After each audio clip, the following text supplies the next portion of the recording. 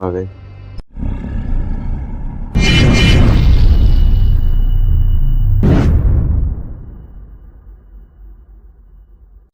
এই গল্পটা ২৫০০ সালের, আর আমরা বাস করছি একবিংশ দশকে।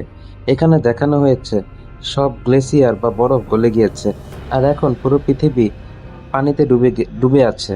সমুদ্রের স্তর ৫০,০০০ ফিট বেড়ে গেছে, আর যারা বেঁচে আছে তারা সমুদ্রে ভাসমান বস্তিতে থাকে। তারা নিজেদের এই পরিবেশের সাথে মানিয়ে নিয়েছে। কিন্তু একটা থিওরি আছে যা অনুযায়ী সমুদ্রের কোথাও একটা দ্বীপ আছে, আর ওটাই একমাত্র স্থলভূমি। সবার ইচ্ছে সেখানেই পৌঁছানো।